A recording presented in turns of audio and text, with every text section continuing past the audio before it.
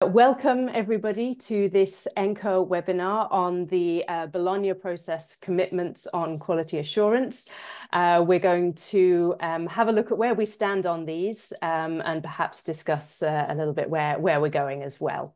I'll start with all the obligatory practical information. I think most of you are familiar with all of this kind of thing by now. But you will have seen the webinar is being recorded and it will be available on the ENQA website and on YouTube afterwards. The presentations from the webinar and other resources mentioned will also be available afterwards on the ENQA website. I see that most of you have found the webinar chat already, and I'm happy to see that we've got participants from all over the European higher education area. I've seen Spain to Kazakhstan, I've seen UK to Serbia and everything in between. So thank you for joining us from far and wide. So please use the chat for general hellos, discussion between you. And of course, if you have any technical questions, my colleagues are there in the background to help with that. And then you'll see that we also have a Q&A function, and that is specifically for questions that you'd like to pose to the speakers. So please do use this while they're doing those presentations, and we will pick up on all of those, or as many as possible of those, at the end after the presentations. So much for the practical side of things. We get to the content. For those of you who don't know me, my name's Anna Gova. I'm the director of ENQA, and I've got with me today a great lineup of speakers who are going to help us to explore the topic of where we stand in terms of the Bologna process commitments related to quality assurance. Of course, the headline commitment, the key commitment that most of you are familiar with is to implement quality assurance in the EHEA in line with the ESG. That, of course, means everything that falls under the ESG, and this applies to agencies and to higher education institutions. But there are also other commitments related to quality assurance around the openness for cross-border quality assurance, so allowing the use of any ECHA-registered agencies for cross-border quality assurance with respect for the national arrangements for decision-making. And of course, also the use of the European approach for quality assurance of joint programs where that's necessary, so in systems where program accreditation is needed. But I think that's probably enough from me by way of introduction. And I'd like to introduce now the speakers that we have with us. David Crozier from the Eurydice Higher Education, Eurydice unit. He's the Higher Education System and Policy Analyst. And he has had the not enviable task of putting together the Bologna Implementation Report together with the group that he works with. And so he will be presenting some of the key findings of this report. It's not published yet. It's still a little bit work in progress, but I think we're just on the final touches. But the key data is there. So David is in a position to be able to share that. Then we will have Horia Anita, who is the president of the European Students' Union, and he will present the parallel findings from a different perspective, of course, the student perspective. So we look forward to see if and how those line up with the results of the implementation report. And then I'm pleased that we have also joining us today Kristin Vinje. She's from NOKUT, the Norwegian Quality Assurance Agency, and she's also a member of ENQA's board. And she will be presenting the sort of key messages from ENQA's message to ministers that we're preparing in advance of the Tirana Ministerial Conference, which happens in May. So I will leave it at that and hand over straight away now to David, who will, present some of the key findings from the Bologna Process Implementation Report. David, over to you. Thank you very much, Anna, and thanks for the invitation and the organization of the seminar to ENQA. I think it's great that you're doing this. So it's kind of like and seeing the findings before everyone else. So getting a kind of preview. Sorry, I need to close down. Cool, but let me try and share the screen. Go. Do you see the screen? Yes, we do. Thank you. Okay, good. So now I just have to be able to change the slides, which seems to be problematic. Sorry. Just a second.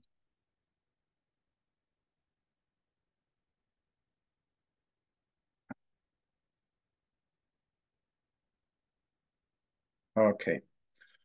All right. So yes, apologies for being a bit slow. So the implementation report, it's this is now the 5th edition of the implementation report. So it's they're produced for every ministerial conference, and the idea is to give a kind of state of play on the commitments that are made in the previous ministerial conference. So in this case, we're talking about a kind of snapshot of the situation when we collected the data in 2022-23. We're not doing a lot of long-term trends analysis in this report, so it's not looking at over time what's really happened. It's just to give a kind of quick update. So and at this point, as Anna already mentioned, we're in the kind of final checking of the report. So some of the data might change before we publish, but we're kind of quite advanced, as Anna mentioned. So as far as quality assurance is concerned, indeed, it's part of the 3 key commitments. So it's part of the commitments which really underpin everything which can take place in the European higher education area in terms of improving mobility and opportunity for students to have an open and free area in which to operate. And that goes alongside the correct implementation of the 3-cycle degree structures and fair and as much as possible automatic recognition. And Anna already talked about the fact that the main key commitment indicator focuses on the extent of compliance with the European standards and guidelines. And in the European higher education area, that's demonstrated particularly through EHEA registration. So the indicator is worded that a fully functioning quality assurance system is in operation nationwide, in which all institutions are subject to regular external quality assurance by an agency that has successfully demonstrated compliance with the ESG through EHEA registration. So that's the objective, and where it's met, the countries are in dark green.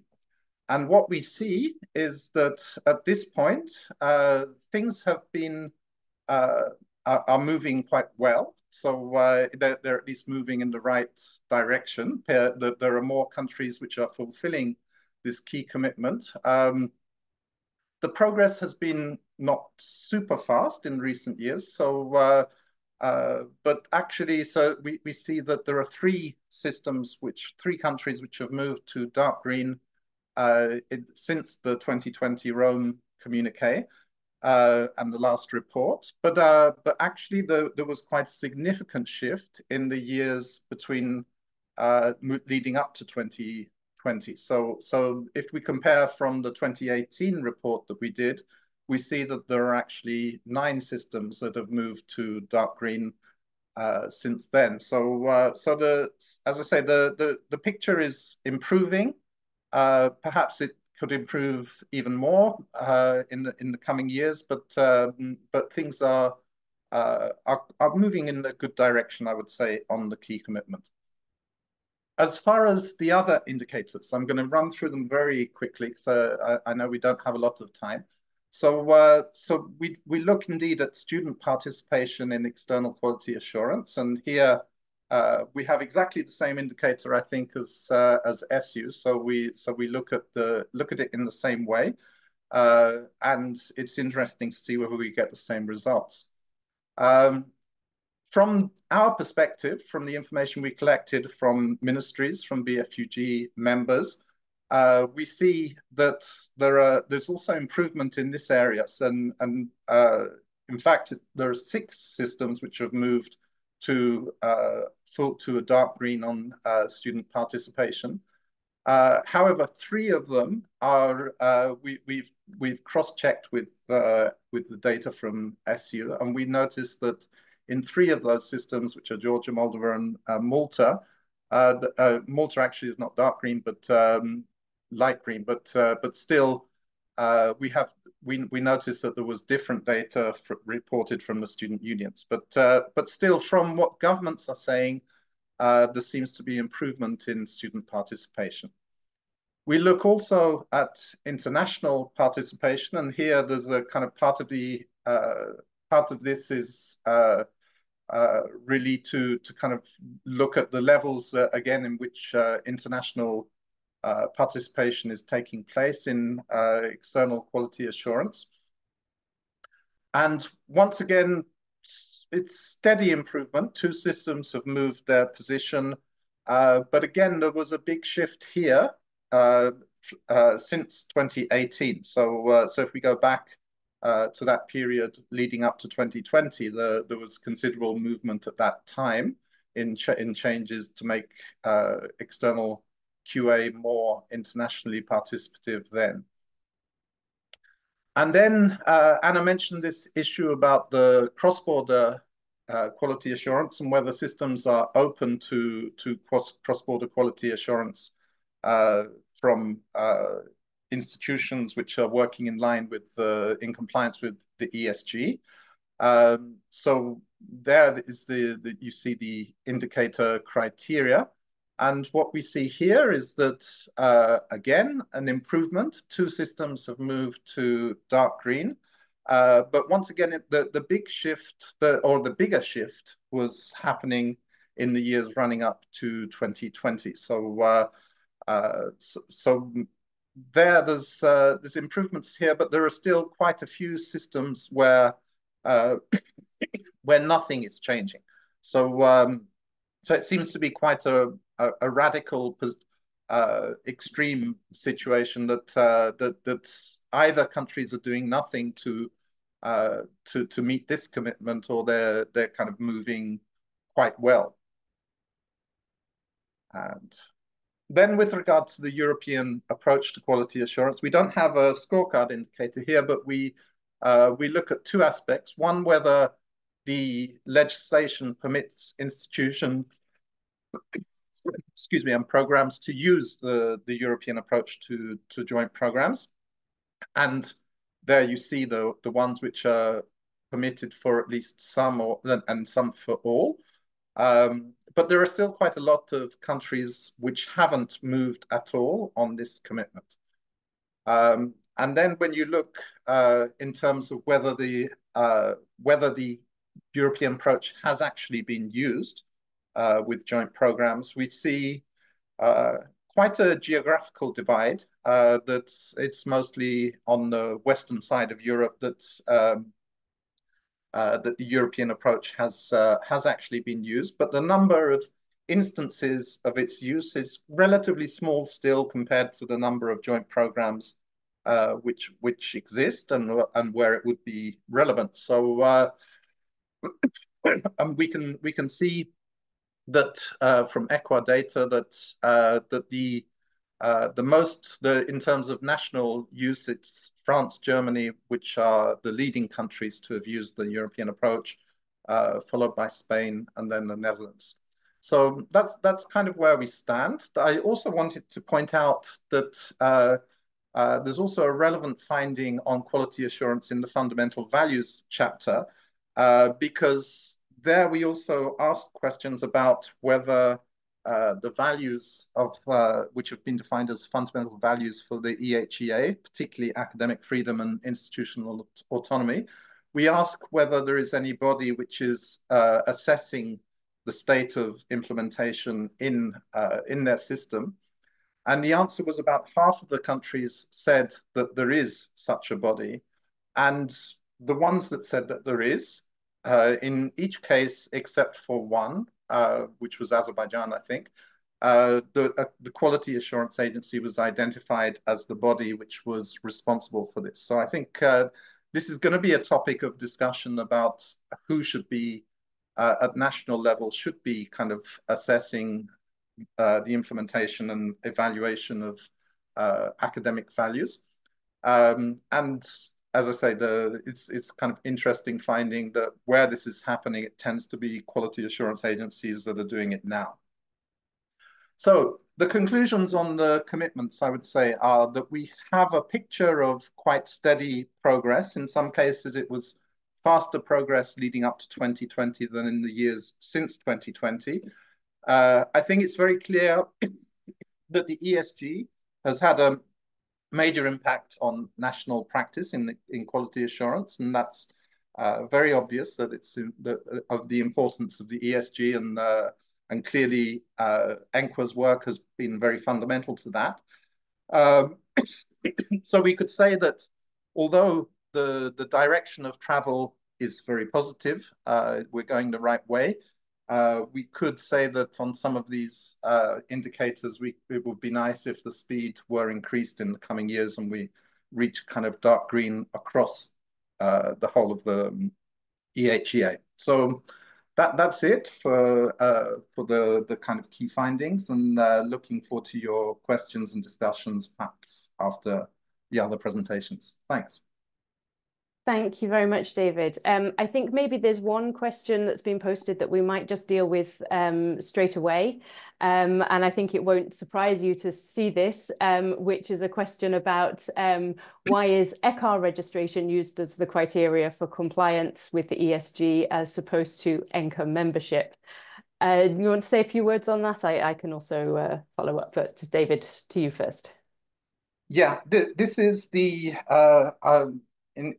in a way, it's the reason for ECHA having been established in the first place was to have a reference point for ESG compliance, and it was indeed also there was an annex in the 2018 communique which pointed to using ECHA as the means to assess the compliance with the ESG. So of course, ENQA membership is a criteria. ENQA membership uses ESG as criteria, and ENQA does a lot of work to ensure that that ESG are kind of well discussed and well understood and implemented across the members. But as a member organization, the role for ENQA is slightly different to the role for the register, which is to have one clear reference point for ESG compliance in the EHEA. So that's the reason we use that. Thank you, David. Yes, I think it's probably well noted that ENQA has noted some objections to this approach, but we have come to, I think, a good arrangement in the report where there's a substantial section in the report which explains why this approach is taken and how the where there are differences between the agencies that are listed on ECHA and those that are members of ENQA. I think it should be noted there are very few differences. There are just a couple of isolated cases, and these are explained then in the text of the implementation report. Okay, I'll leave the other questions until the end after the other presentations, and I'd like now to hand over to Horia. Of course, student participation has been a really key feature of the EHEA and for quality assurance in particular. And the Bologna with Student Eyes publication has been a really important initiative in monitoring student perceptions on these issues, which sometimes differ from those of other stakeholder groups. So I let Horia present now the headline findings related to quality assurance from this year's edition. Thank you very much, Anna, for having us, and greetings from Rome this time. We had the BFUG board meeting yesterday. I'm very happy to be here with you today and also to see many friends in the quality assurance community logging in for this very important webinar. I will start sharing my screen in a second. Okay, let me see. Can you confirm that you see my screen? We see it, but not in full screen mode. Okay, 1 second. Now? Yes, perfect. Perfect, thank you.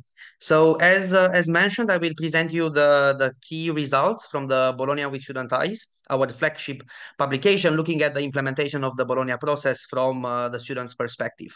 And of course, we will look at specifically at the quality assurance chapter, where ESO has been working especially on student participation as a key topic in quality assurance at European level from the student's perspective, but not only.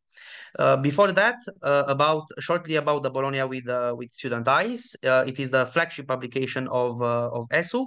It collects both data related to the situation on the ground and perception-based questions. Of course, this may differ in different countries based on the cultural dimension or how the national unions of students perceive the student participation or other topics based on the reference points they have, but nevertheless, it's a very interesting point to compare. This time or this edition, we created new surveys in order to fine tune the questions with the developments in the Bologna process, but also with the Bologna Process Implementation Report. So that's why we have a good breadth of comparability between those in the core questions. For quality assurance, we also compare the data, or we enrich the data that we have from the Bologna with Student Eyes with the data that we collected very recently on quality assurance in the CAFIT project led by ENQA. We have several topics, several thematic chapters. Due to the importance of quality assurance, the topic has a different chapter than key commitments.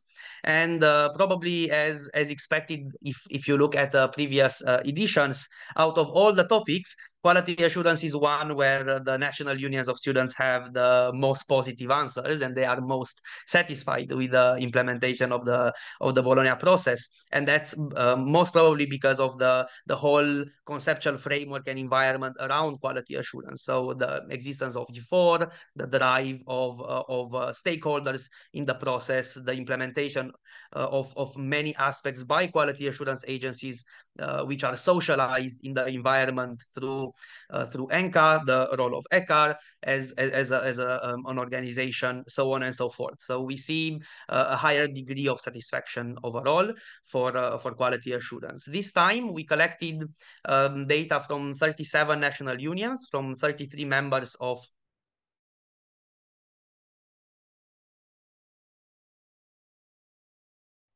EHEA.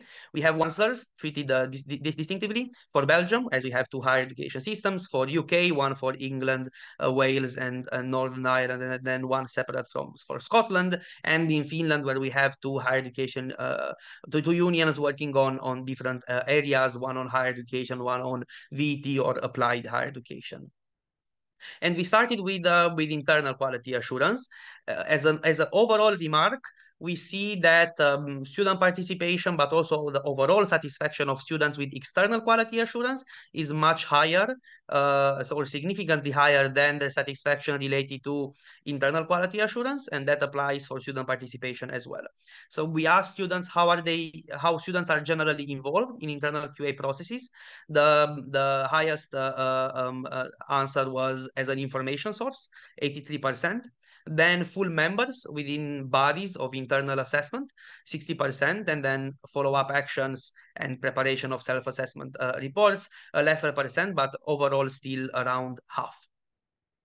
So looking at this, we also corroborate the data with the quality assurance fit for future, where we see that even though in 80% of cases, students regularly take part in internal quality assurance from the receiver side or from seeing them as a data source, in only a significant less percentage, in 50% of cases, the results of these surveys are being published, and only in 10% of the cases, students report that they have been informed about the follow-up, which is, of course, a systematic issue. Now, going beyond the problem or the issue of student participation in a passive mode, looking at active participation by getting engaged in decision-making procedures, the participation of students with full voting rights in internal QA bodies has increased from 2020 from 46 to 60%, which is a welcoming development. However, students report here issues related to capacity to be engaged in implementation, follow-up, and so on. In 5 higher education systems, the national unions report that student participation in internal QA is over 25%, while in 3 of them it settles around 20 to 25%. The average is around or between 15 and 20%. In 6 cases, unions declare that students are generally not involved in internal quality assurance bodies, so with full voting rights in a systematic manner. And on another note, so looking at the priorities or how the two sides present the priorities, 73% of higher education institutions declared increasing student and staff satisfaction as one of the main purposes of their internal QA. So we need to link these data and to see if this is one of the main purposes, to what extent this is implemented, as from our perspective, this by essence or by definition requires student participation. What are the main barriers for students regarding their involvement in internal quality assurance? We compared the data from 2020 to 2024. 2 of them have not been asked in 2020, and they also have, especially lack of interest, has a high rate, 63%. We need to ask ourselves why is this, or where does this come from? Is it because of things going fine? Is it because not being informed about the process, not thinking that they wield useful outcomes? So we can also link it with the other questions at the end of the day. And we see the lack of information with the highest percentage, 77%. But then remarkably, we would say, and we are still looking into understanding this big shift on students believing that the internal QA processes yield no useful outcomes. The percentage of NESs believing this is one of the main barriers increased from 36% in 2020 to 65% in 2024. We also have a scorecard indicator on the student participation in internal QA with a scale of different points. We see that a handful of countries fare very well in this, and then many others have a very different picture.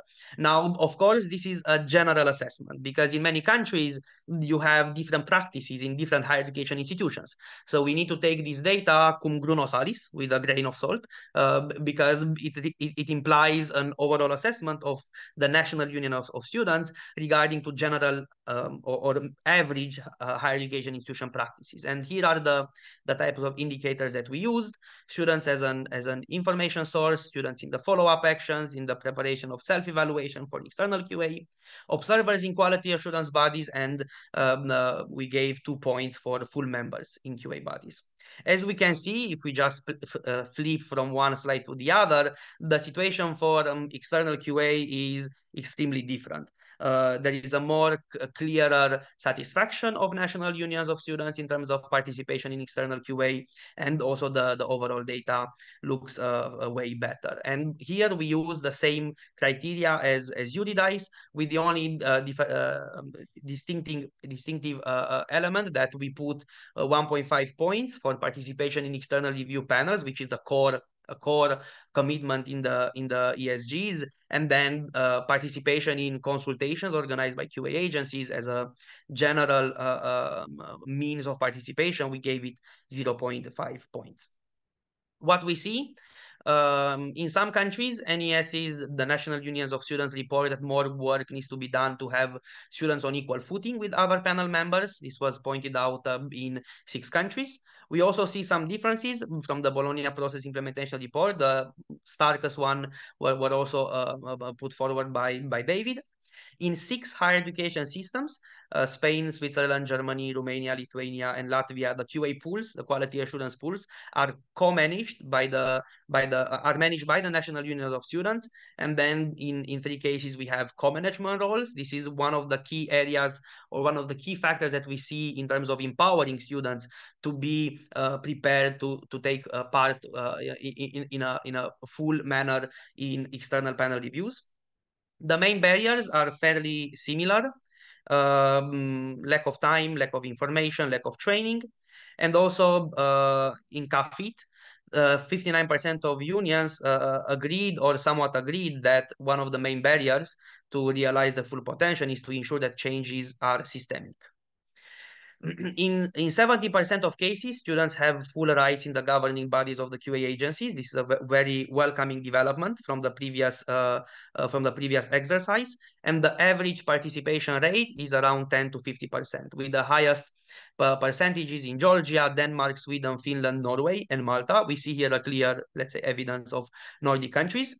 We also see best practices. In the report, we detail how this happens in Romania, but also some points that need to be worked on that were raised in Bulgaria or Denmark, on Slovakia, on transparency of selecting student experts, training and the regularity of training, cooperation with the national unions of students, and so on. Finally, in the European, ESGs are very diverse and they allow for diverse interpretations. The European Union, in the Council recommendation on building bridges, says that we all need to move to only institutional-based reviews. And we ask our unions, is this what you want? And for those that have both institutional and program reviews, 92% of unions said no, we don't want to move at this point, that everyone has only institutional reviews. We also see that there are still things to be clarified or to be discussed with NUSs in terms of European approach. Some of them, and if we look, it's mainly central to central northern Europe, expect additional criteria than what is contained in the European approach for their programs. They are, let's say, a bit more protectionist in that sense. And also 20% of unions disagree that another agency should operate in their country for mandatory reviews. It's still a minority, a significant minority, but nevertheless a relevant percentage. So finally, some conclusions from our side. We know that the next cycle, we will have the revision of the ESGs. We would need, or we would expect more work on transnational education. And here, ENQA proposed a very good commitment in the communique on the matter. On student participation, we see notable progress, but mainly in external QA. And we also see more work in terms of comparability of practices in implementing the ESGs as a reason to increase the trust of NESs in cross-border QA. So thank you very much for having the opportunity to present these findings for the first time, to say so, in a public setting. Thank you very much, Horia, and huge congratulations to ESU on what is a mammoth task, but I know a very well-regarded and much appreciated resource that you and your colleagues produce. There are some questions coming in, but I'm going to leave those until the discussion phase, and I want to move first to Kristin from the ENQA board. Now, as is tradition in the run-up to the ministerial conference, ENQA is preparing a message to ministers. And this draws on evidence from ENQA's activities over the past year. What we see are key issues for agencies where national authorities have a role to play in making the commitments a reality. So I'm going to hand over to Kristin now, who will just take us through the headlines of this message. It's still under development, under refinement, but Kristin, over to you for a sneak preview. So thank you very much. You can and thank you for the opportunity to present ENQA's message to the ministers for the Tirana Ministerial Conference. So as Anna said, the message is not still finalized, and it is a result of an extensive process with input from all member countries of ENQA. So I just would like to repeat for you that quality assurance in higher education is crucial for several reasons. As you all know, maintaining standards, it ensures that educational institutions maintain high standards in teaching, research, and other academic activities, thus upholding the integrity and reputation of the institution. Of course, accountability. Quality assurance mechanisms provide a framework for institutions to be accountable for stakeholders, including students, parents, employers, and the broader community by demonstrating that they are delivering on the promises and meeting established benchmarks. Of course, continuous improvement. Quality assurance fosters a culture for continuous improvement within institutions by encouraging them to regularly evaluate their processes, programs, and outcomes, and to implement changes as needed to enhance effectiveness and efficiency. Of course, enhancing student experience by ensuring the quality of educational programs and support services. Quality assurance contributes to positive and enriching experience for students, which can lead to higher levels of satisfaction, retention, and success. And finally, international recognition. QA mechanisms help ensure that degrees and qualifications awarded by higher education institutions are recognized and valued internationally, facilitating mobility and exchange of students, academics, and professionals across borders. So, the background and further process. What is the background for our message?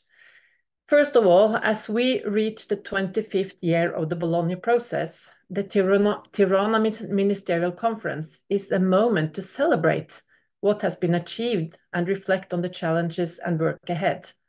QA is one of the most successful features of the European higher education area. Transparent and effective internal and external quality assurance play an important role in ensuring that European higher education remains globally competitive, attracting high-caliber staff and students, supporting international partnerships between institutions, and opening doors for its graduates. The Bologna process has provided the framework and impetus for the ESG as a strong and commonly agreed set of standards for quality assurance, which support high-quality teaching, learning, and assessment in a way that facilitates trust and transparency while respecting the diversity of systems, quality assurance agencies, and higher education institutions. And one of the key success factors has been the principle of stakeholders' engagement and ownership of this framework. And ENQA has grown alongside the Bologna process and will celebrate the 25th anniversary of its establishment in 2025 and has now almost 60 member agencies.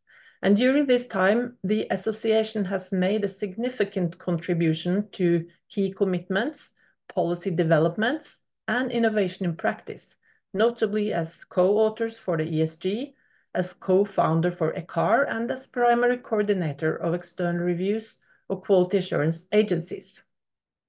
And ENQA will continue to be a central player in developing QA standards.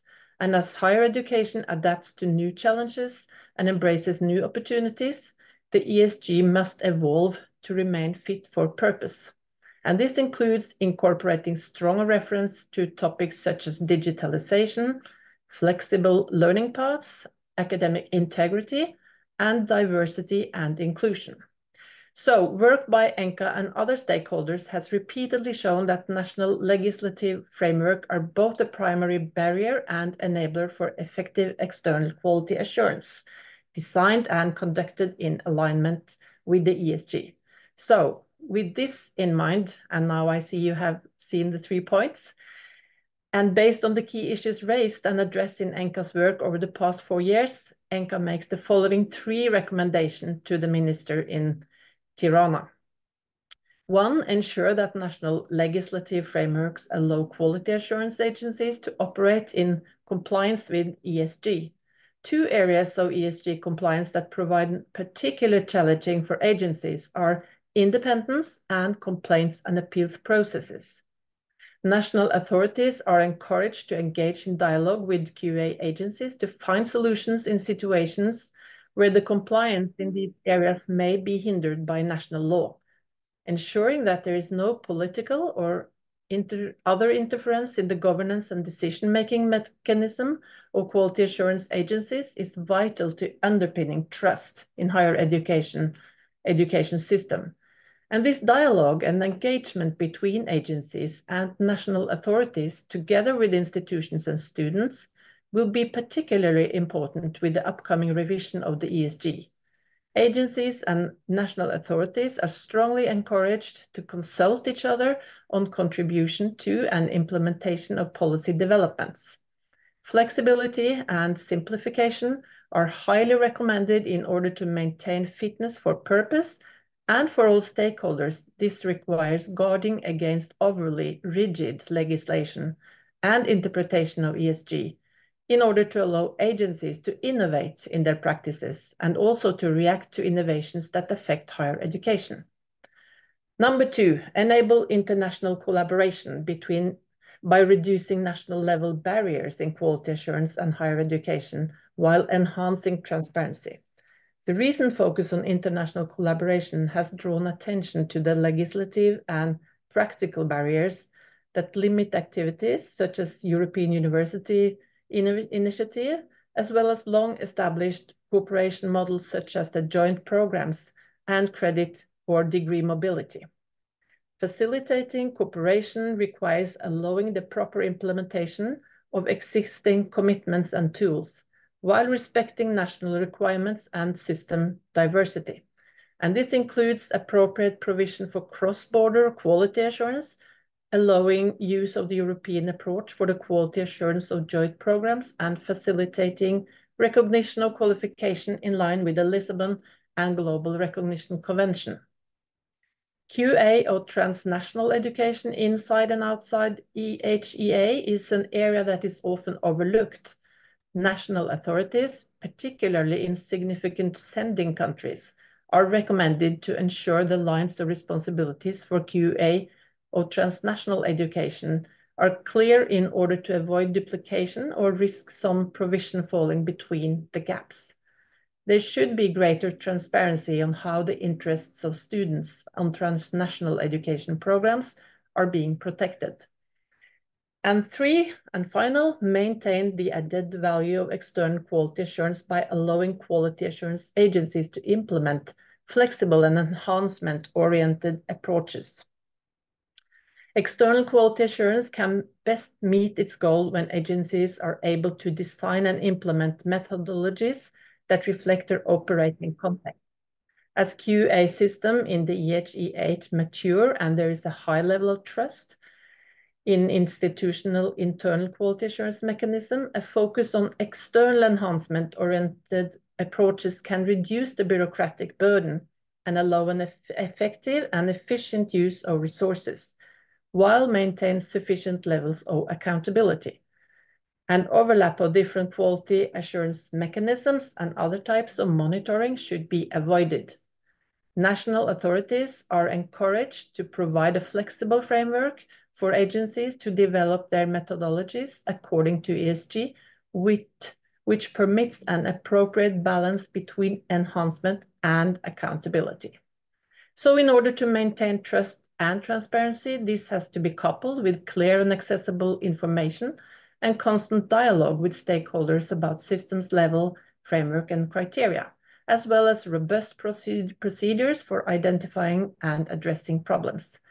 In our ambitions for comparability of qualifications and quality assurance outcomes, care should be taken to avoid pushing conformity to a one-size-fits-all approach, which ignores our diverse contexts. So flexibility and responsive systems are also ensure that quality assurance agencies have space to proactive in addressing recent and emerging topics, such as micro-credential, increased internationalization, and artificial intelligence, thus supporting higher education institutions to keep pace on development.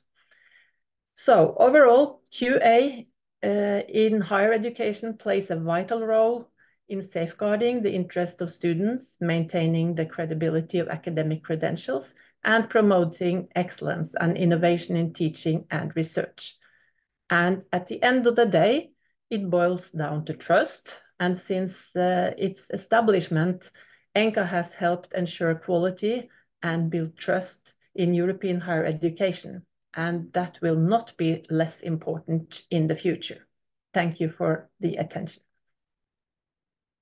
Thank you very much, Kristin, for highlighting ENQA's recommendations to the ministers.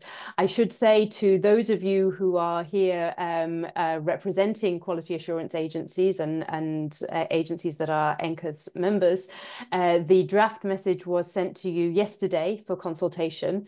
So as I said, we're still refining it. And if you see that there is something really crucial that you think is missing, then please don't hesitate to let us know over the next couple of weeks. You have the information in your inbox about how to do that, and we look forward to hearing from you, but hope that the headline messages chime with some of your experience.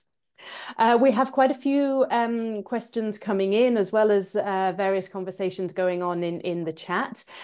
So I'd like to just pick up on a few questions that we've had from the audience. A number of these go towards Horia, and I think this reflects that there's always a big interest in the student involvement and student perception in quality assurance. So I wanted to start with a question related to external quality assurance, which is around the involvement of students in decision-making structures at agencies where those agencies operate in a competitive market. We see that the EHEA wants to open up in terms of openness to cross-border quality assurance, openness to allowing institutions to choose any ECHA-registered agency for their external QA. But do you see an issue with involving students in those governance structures where they're mainly addressing business strategy?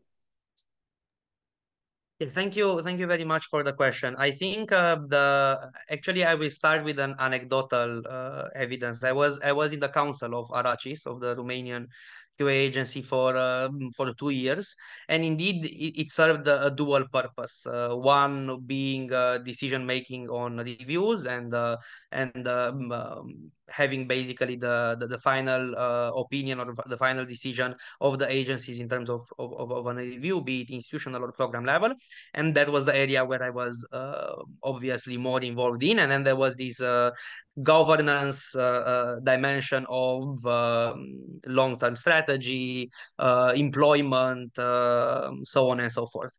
So firstly, as ESU, we think that first and foremost, the importance of students is in the places where the decisions related to reviews are taken. Secondly, nevertheless, governance can also address long-term strategy, can address training students, how trainers are selected, the methodologies, the implementation of the methodologies, the perception of stakeholders related to how the work of the agency is conducting, the quality assurance of the quality assurance agency's work, so on and so forth. And that was something that worked very well for me in that case. And also it's a general position of ESU in terms of the added value seen to have students in all of these dimensions. Of course, in terms of business strategy, it's not really the remit of students, but that doesn't mean that they shouldn't be involved in the structure, but that they will be less engaged in this topic. And in terms of having a competitive market, indeed, this is a tricky phenomenon. But at the end of the day, once you have a student in a governing body, they should have this kind of loyalty in terms of not disclosing information. I mean, I'm not saying I'm recommending now signing NDAs and so on and so forth, but nevertheless, there is both the moral and the legal expectation that this kind of information related to business strategy or competitive decisions wouldn't be taken outside of the agency. So there are solutions for that in order to make it work. Thank you, Horia. I'll stay with you for a minute because we have a couple of other questions, I think more related to student participation in internal QA and the result that you saw in your work that there's a worsening of students' perception regarding their participation in internal quality assurance. And one question is raised that could this possibly be construed positively in the sense that it means that there's an increased awareness and sensitivity to these issues. And then there's another question which suggests or wonders whether this is because the results and the improvement are often only visible in the medium or the long term, and therefore don't necessarily have a direct impact on the current students. Maybe you want to just reflect on those comments for a moment.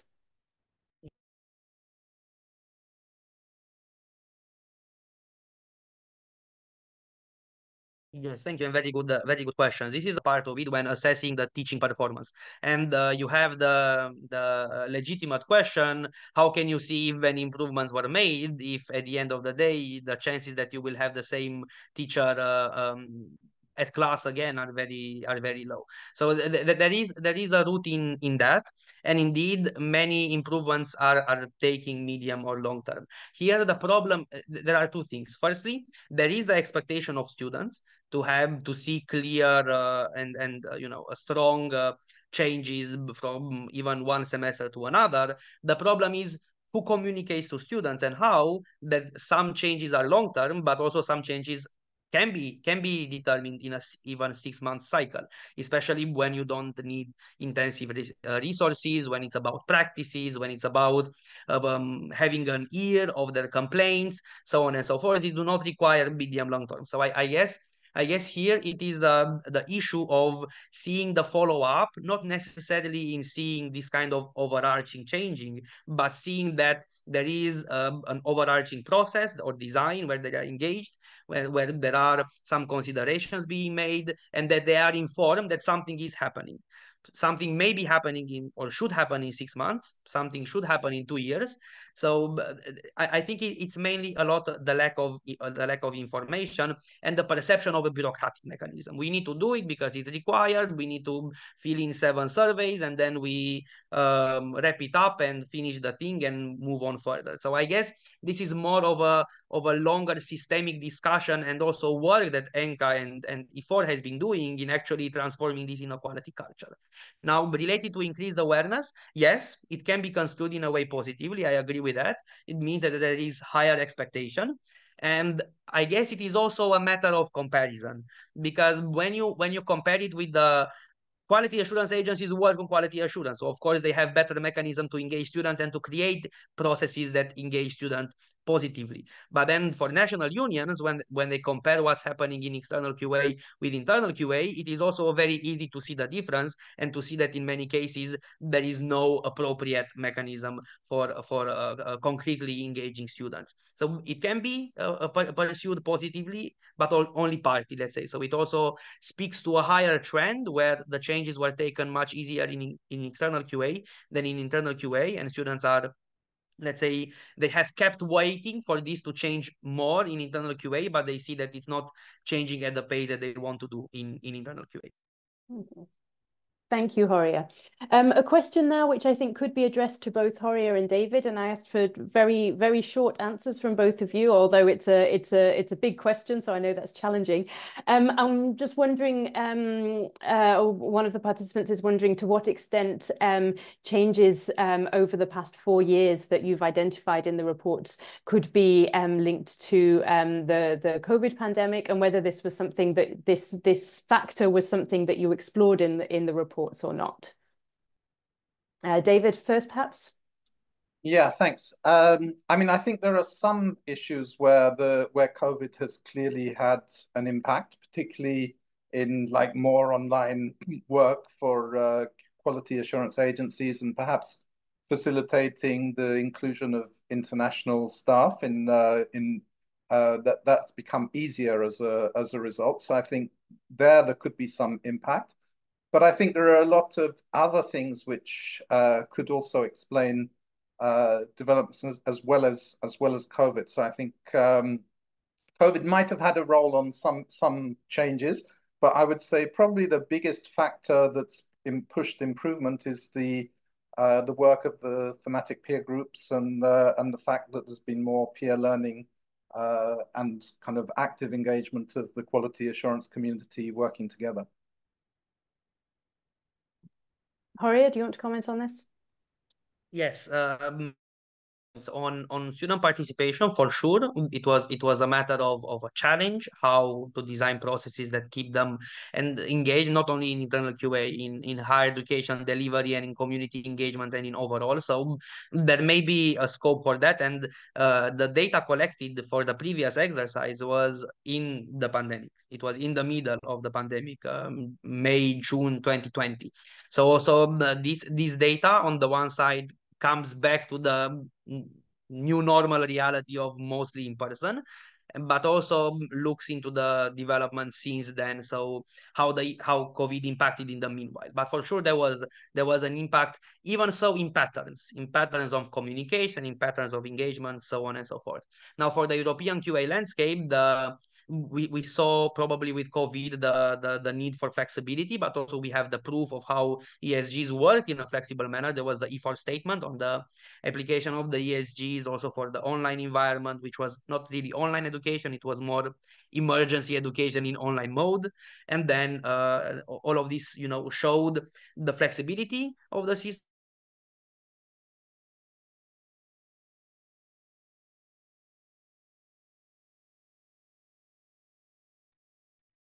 Horia, I think we lost you there. Yeah, okay, we've lost Horia, but I think we got the gist of what you wanted to say. I'm afraid that we're almost out of time, and we need to finish in a couple of minutes. So I just want to say a few words to wrap up. As mentioned already, ENQA's message to the ministers has been sent to our members for consultation. So please do contribute your views on that. I see that there's also been quite a dynamic discussion going on regarding the revision of the ESG and also around ECHA's policy on the use and interpretation of the ESG. And I just want to confirm that we are expecting that in the Tirana communiqué that will be adopted by ministers in May, we are expecting that the authors of the ESG will receive the mandate to do the revision over the next couple of years. And we've been collecting a lot of evidence through recent activities, and the revision that happens over the next couple of years will obviously involve a very intense consultation with all affected stakeholders. And I think we see that one of the reasons for the success of quality assurance in Europe is the stakeholder engagement and ownership, and certainly that principle will be carried through.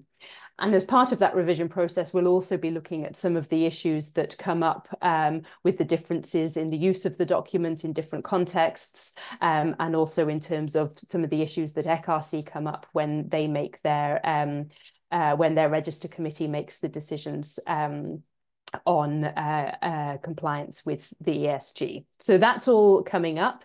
As said at the start of the webinar, the resources from today's session will be available on the ENQA website. I would also, beyond the recording and the presentations, I'd encourage you to look at two other resources. One of these is a video explanation of the EHEA and the Bologna process, which has been produced as part of one of the working groups of the Bologna Process Follow-up Group.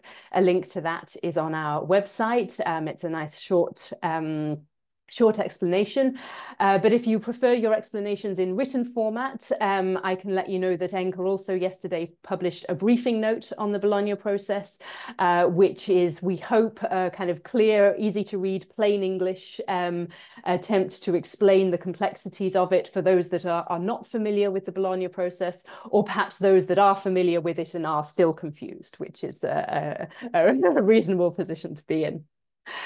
So I would like to finish by thanking the speakers, David, Horia and Kristin. Thank you very much for taking the time to join us today. I think these discussions give a nice overview of where we're at, and the conversation in the chat has given a flavour of some of the discussions to come with the ESG revision coming up.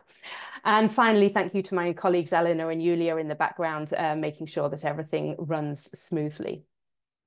With that, it's been wonderful to see so many of you joining us today. I hope it's been useful, and I'm sure these debates will continue in the coming periods. But for the moment, I wish you a good rest of the day and hope to see you again soon. Bye-bye. Thank you.